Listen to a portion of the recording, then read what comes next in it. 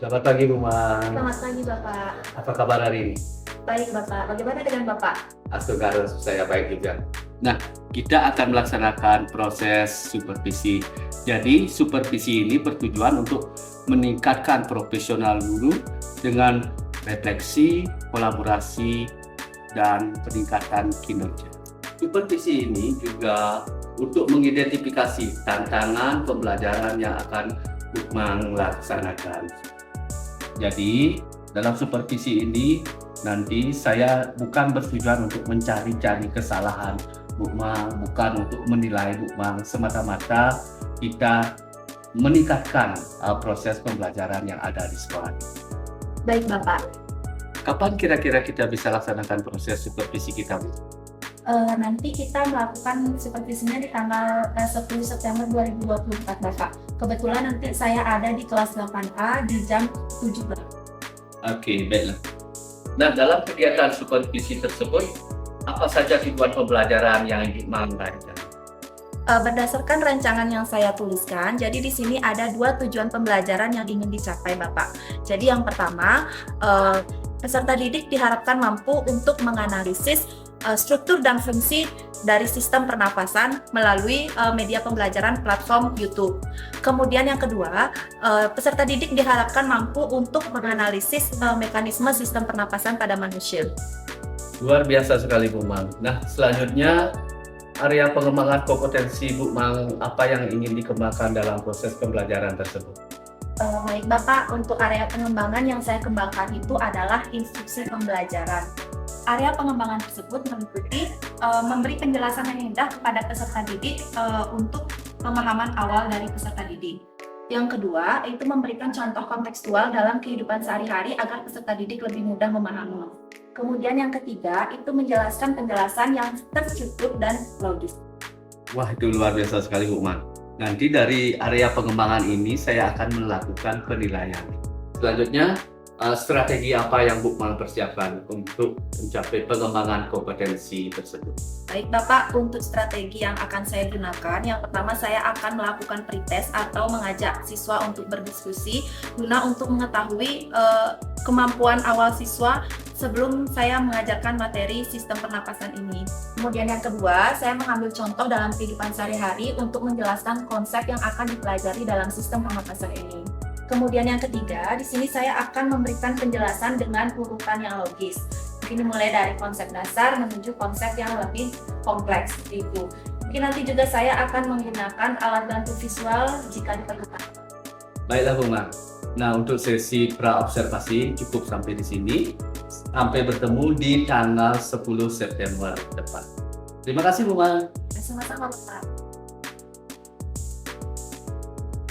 Berdiri.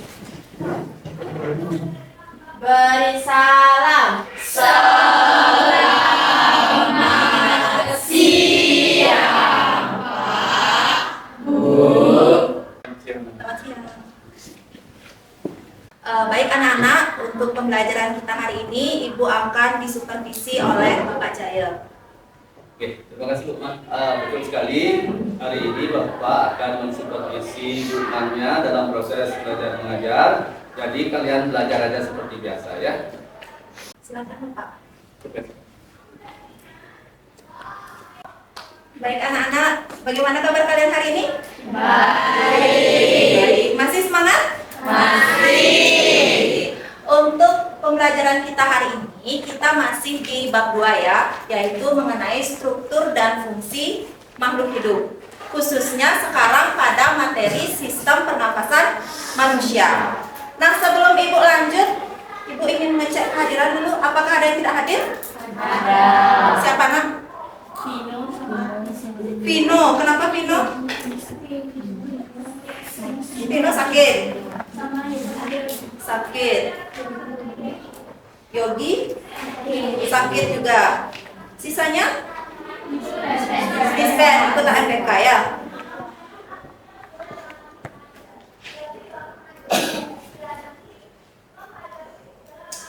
Oke.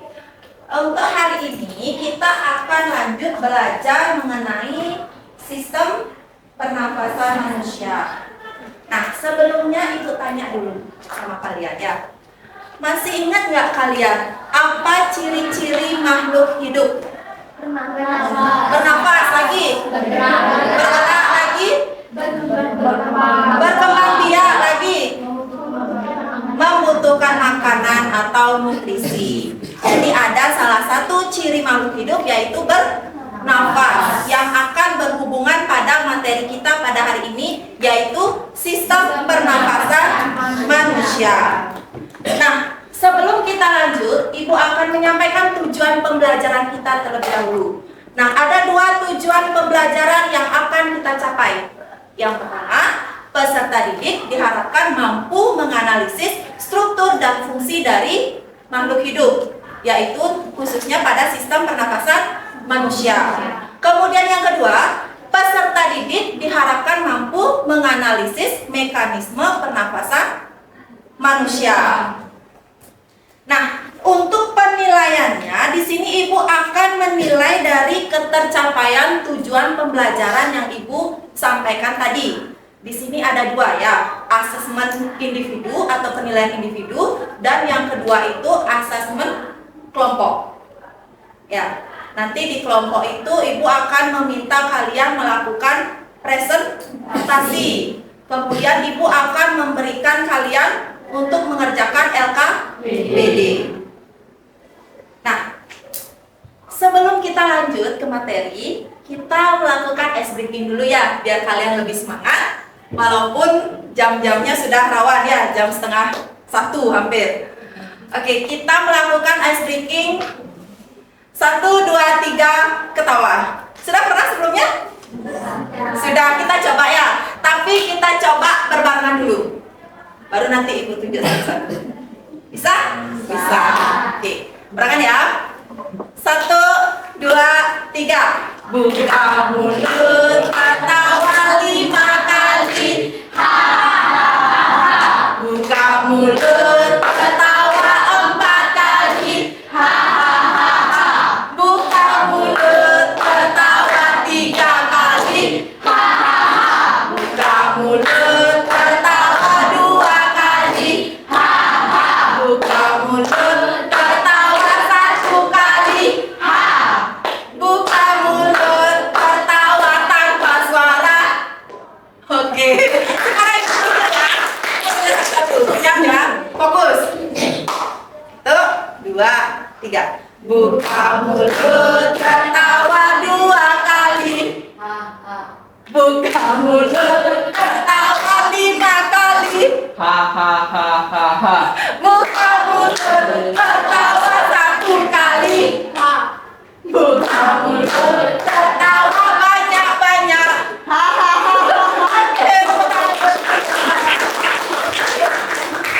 Gimana? Sudah semangat?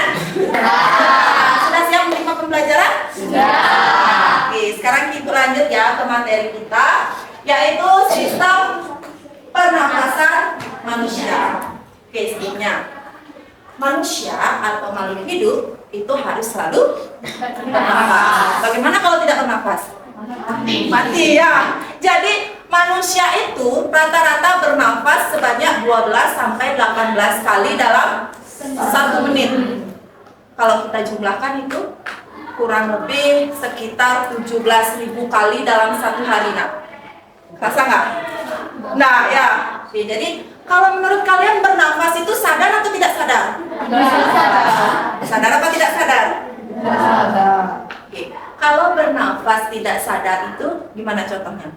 Sekarang ya, kita ngobrol, kalian diam. Sadar nggak kalian bernafas? Enggak ya. Bahkan saat kita berlari, duduk, ngobrol, apa lagi? Berjalan, itu semua kita melakukan dengan bernafas.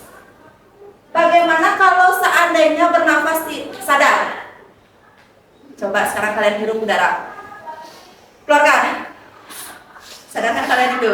Sadar, yang memang diperintah oleh otak kalian. Jadi manusia itu bisa bernafas secara sadar, bisa juga tidak sadar. Oke, untuk hari ini Ibu akan menayangkan video. Silakan kalian simak baik-baik. Coba dulu, selagi sekali. Nafas secara sadar. Keluarkan. Kira-kira kalian berpikir nggak udara itu masuk melalui apa sih?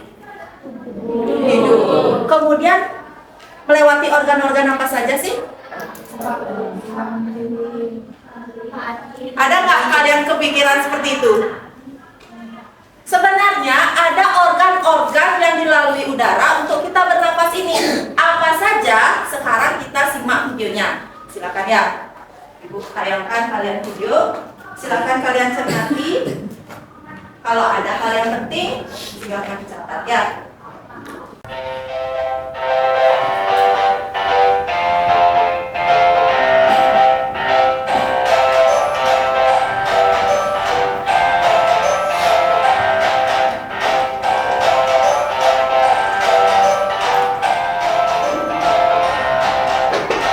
Halo adik-adik semuanya, masih sehat selalu tentunya ya. Bersama Kak Febri di channel pembelajaran Sigma Smart Study.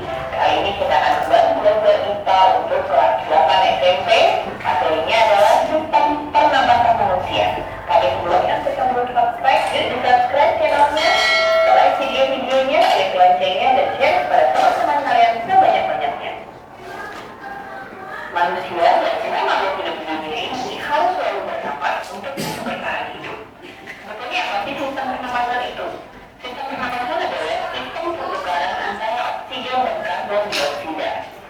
Kenapa harus bertukar? Tentu saja untuk menggunakan oksigen sebagai sumber energi. Ini adalah urutan dari sistem pernapasan pada manusia. Pertama sekali, udara masuk melalui rongga hidung. Lalu dari rongga hidung, udara tersebut akan melalui tanggal penggarap esofaring, kemudian laring, dan ada batang penggarapan atau trachea, yang kemudian trachea tersebut bercabang dua menjadi bronkus, bronkus tersebut bercabang lagi membentuk bronchioles, dan di ujung-ujung bronchioles terdapat lubang-lubang berserabut tipis yang kita sebut alveolus.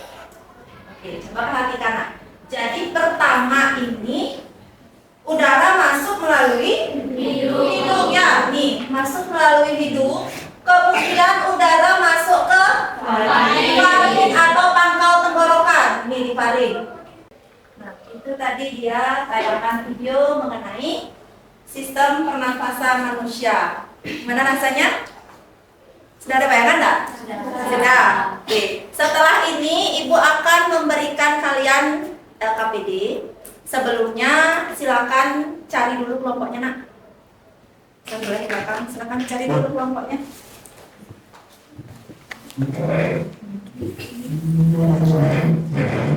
Sudah, selesai kelompok. Sekarang Ibu akan bagikan LKPD-nya.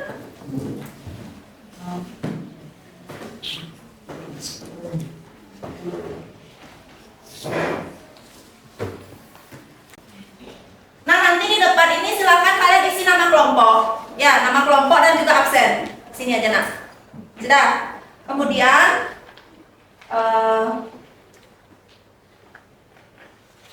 tujuan pengisian LKPD nanti setelah kalian memahami penjelasan tadi di video, baik di video maupun Ibu, sekarang kalian mulai mengerjakan nomor 1 sampai nomor 3 terakhir ya. Nah, ini seperti biasa. Yang pertama, ini ada gambar organ-organ sistem pernafasan. Nah, nanti seperti biasa kalian isi jawabannya di sini. Nomor 1 itu organ apa, nomor 2 organ apa, silakan. Ya. Kemudian yang nomor 2 itu menjodohkan fungsinya apa. Ya, misalkan tadi bronkus fungsinya apa, silakan dicari, ditarik garis. Sudah? Kemudian yang ketiga, nah kalian jawab ini sesuai dengan pemahaman kalian. Ada yang ditanyakan dulu? Tidak. Baik, silakan dikerjakan kurang lebih selama 15 menit ya.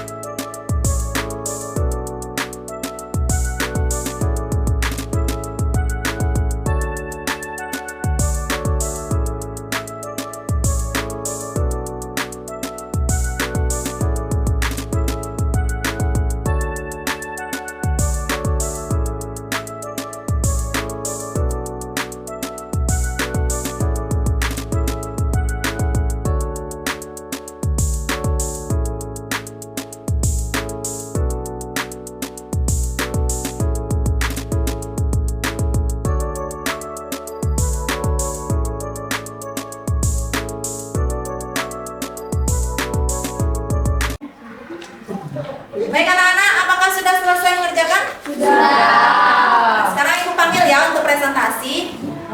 Ibu minta kelompoknya Ganis, silakan maju. Yang lainnya silakan dengarkan. Nanti kalau ada yang ingin ditanyakan silakan bertanya ya.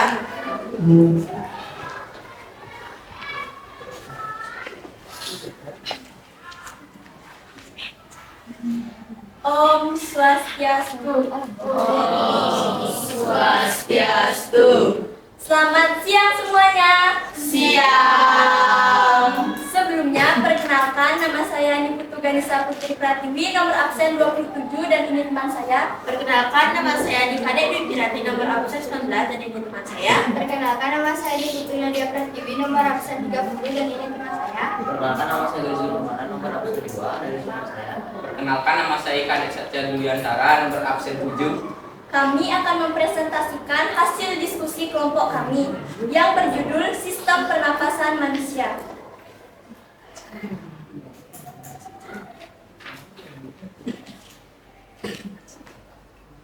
Satu, amati gambar sistem pernapasan pada manusia di bawah ini. Nanti sambil dilihatin ya. Lengkapi keterangan gambar di bawah ini dengan gambar yang telah disediakan. Nomor 1, hidung. Nomor 2, mulut.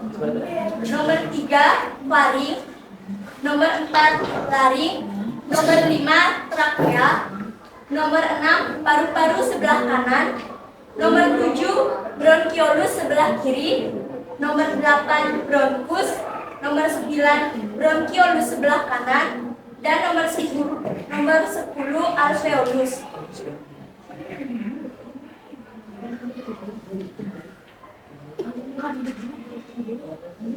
Kedua, tarilah garis kolom organ pernapasan per kolom fungsi organ pernapasan tersebut dengan tepat.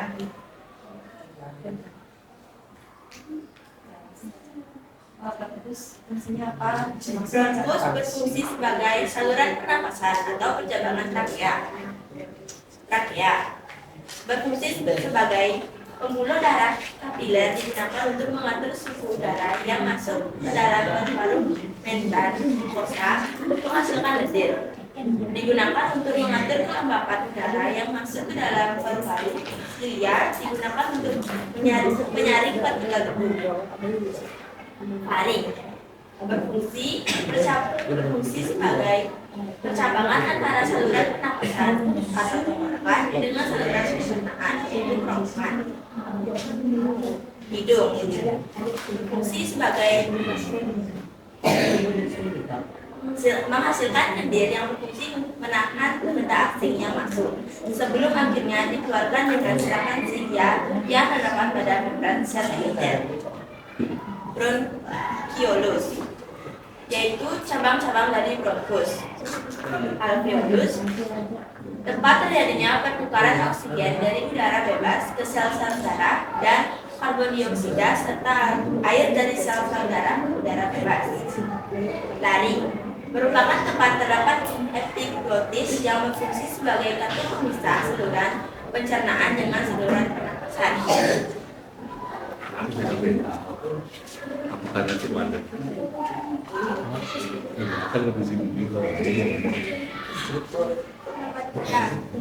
Organ tubuh manusia terdapat mulut dan hidung yang berfungsi untuk masuknya udara. Di antara kedua organ tersebut, organ mana yang baik untuk sistem pernapasan? Jelaskan. Jawabannya adalah hidung. Karena bernapas lewat hidung dapat membantu menyaring kotoran dan menjebak benda-benda asing yang hidup bersama udara. Jika bernapas lewat mulut dapat membuat mulut kering dan banyak kotoran yang masuk. Keempat, dalam pertanyaan berikut, bagaimana cara agar kualitas udara di lingkungan tetap terjaga dengan baik? Jelaskan. Jawaban. 1. Gunakan transportasi umum. 2. Kurangi aktivitas membakar dan merokok. 3. Memperbanyak tanaman hijau. Baik, apakah ada yang ingin bertanya? Baik, sebelumnya perkenalkan nama saya Nikade Ayu Aprilia Dewi, nomor absen 18. Saya ingin bertanya. Nah, tadi kan ada dikatakan bahwa laring itu terdapat pita suara dan epiglotis. Nah, fungsi dari epiglotis itu apa sih?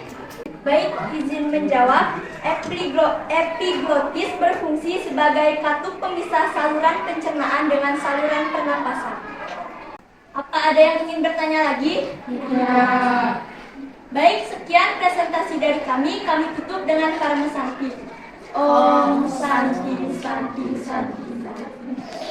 Om Santi Santi Santi Om.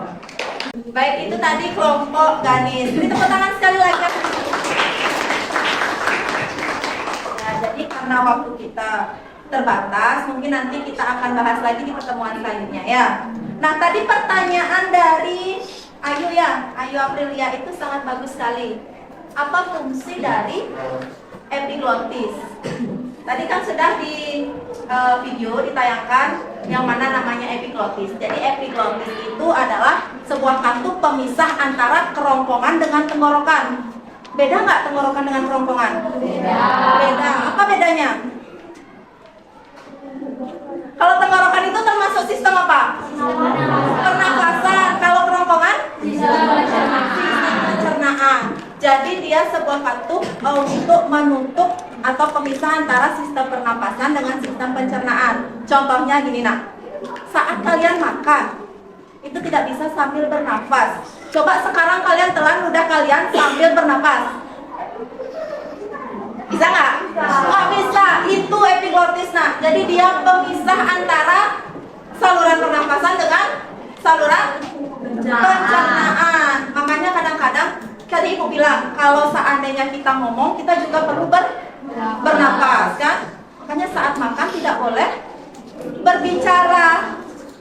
Kalau bahasa Balinya gimana jadinya? Simpatana. Itu dia. Ya, atau kesedang. Ya. Paham? Paham ya. Baik, untuk hari ini kita kumpul dulu KPD-nya. Nanti ibu periksa lagi.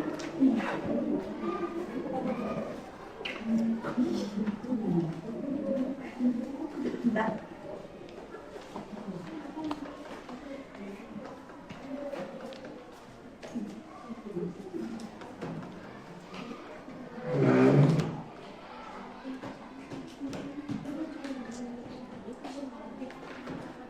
Nah, jadi itulah materi kita pada hari ini, yaitu mengenai sistem pernafasan manusia. Ada yang bisa menyimpulkan nggak kegiatan kita hari ini? Silakan Kirani. Kesimpulan yang saya dapat yaitu sistem pernapasan adalah pertukaran antara oksigen dengan karbon dioksida. Organ yang meliputi sistem pernapasan adalah hidung, faring, laring, trakea, bronkus, bronkiolus, alveolus, dan paru-paru. Kita harus menjaga sistem pernapasan karena bernapas merupakan salah satu kebutuhan primer manusia agar dapat bertahan hidup. Karenanya, menjaga kesehatan organ pernapasan merupakan hal yang sangat penting. Baik, tepuk tangan untuk Kirani. Dan kesimpulan pembelajaran kita hari ini, Ibu minta lagi sekali kita bareng-bareng ya untuk organ pernapasan manusia itu tadi meliputi hidung, faring, laring,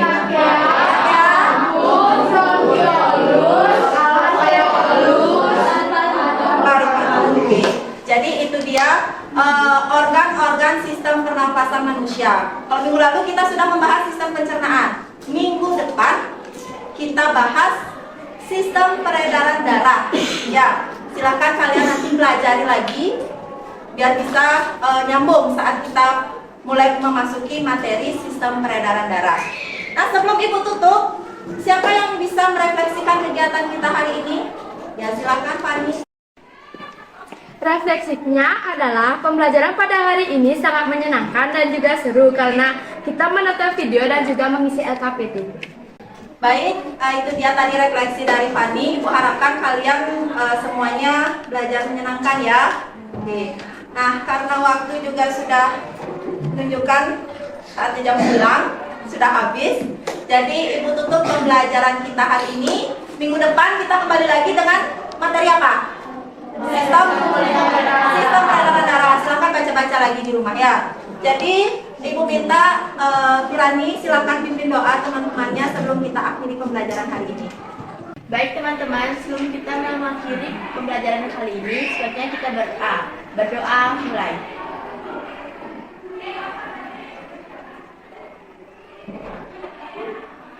Berdoa selesai.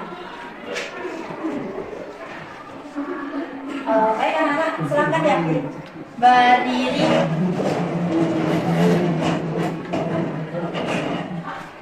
Beri salam. Selamat siang, Bu. Bagaimana perasaan Bukma setelah proses supervisi kita waktu dulu? Jujur awalnya saya merasa agak terbuka Pak, karena merasa akan diawasi. Tapi setelah berjalan proses pembelajaran itu, saya merasa lebih santai dan rileks. Dan sekarang saya merasa sudah lega karena kita telah melewati proses supervisi. Wajar sih kalau Ibu merasa grogi. Tapi terlepas dari itu, pembelajaran yang Ibu laksanakan itu sudah luar biasa sekali. Nah, selanjutnya sekarang ini kita akan melaksanakan sesi pasca observasi, di mana sesi ini bertujuan untuk mengevaluasi atau merefleksikan pembelajaran yang telah Bukman laksanakan. Nah, dari area pengembangan yang Bukman ingin kembangkan tersebut, menurut Bukman apa sudah tercapai? Menurut saya sudah Pak. Jadi yang pertama, itu saya sudah menyampaikan materi dengan bahasa yang mudah dipahami oleh peserta didik. Kemudian yang kedua, saya sudah memberikan contoh yang relevan dengan kehidupan keseharian peserta didik. Kemudian yang ketiga, saya juga sudah menjelaskan materi secara umum. Luar biasa sekali. Dari pengamatan saya juga Bukman sudah melakukan apa yang Bukman ingin kembangkan. Sekarang kita merefleksikan, menurut Bukman sendiri apa kelebihan pembelajaran dari Bukman? Kalau menurut saya, di sini saya sudah menggunakan media pembelajaran yang menarik Bapak. Jadi saya sudah menggunakan video pembelajaran yang terkait materi yang saya ajar. Kemudian saya juga sudah memberikan contoh-contohnya dalam kehidupan sehari-hari. Oke, bagus sekali Bukman. Selanjutnya dari pembelajaran tersebut, ada tidak yang mesti atau yang bisa ditingkatkan lagi? Jujur kalau saat proses pembelajaran itu saya merasa kekurangan waktu Bapak. Kekurangan waktu. Ya, jadi hanya satu kelompok yang akan maju untuk presentasi, sedangkan kelompok lainnya tidak. Jadi saya tidak bisa membandingkan hasil dari LKPD dari kelompok lainnya Bapak. Oke, dari hal yang perlu diperbaiki tersebut, nah rencana kedepannya memang akan bagaimana untuk memperbaiki situasi tersebut? Mungkin nanti rencana kedepannya saya akan mengelola waktu pembelajaran dengan lebih baik lagi Bapak. Mungkin nanti saat pendahuluan saya efisienkan waktu, kemudian pada saat pengerjaan LKPD juga saya memberikan tenggat waktu yang lebih tegas pada peserta didik. Oke, luar biasa sekali Bukman. Kapan kira-kira Bukman akan mulai melaksanakannya? Secepatnya Bapak, ada pertemuan selanjutnya saya akan mulai perbaikan tersebut. Wah, saya jadi tidak sabar ingin mendapat update dari proses pembelajaran yang Ibu laksanakan tersebut.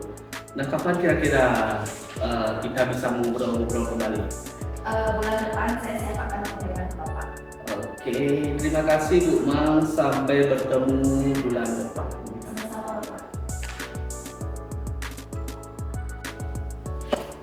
Baik, Pak Wijaya Negara. Ya.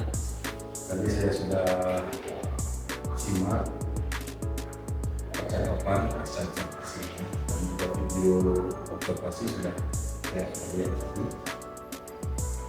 Untuk kita akan refleksi bagaimana perasaan Jaya berat kegiatan supervisi akademik yang berbasis kecintaan. Oke, terima kasih Pak Mas. Perasaan saya sangat senang sekali bisa melakukan supervisi dengan Bukman Yaya. Ya.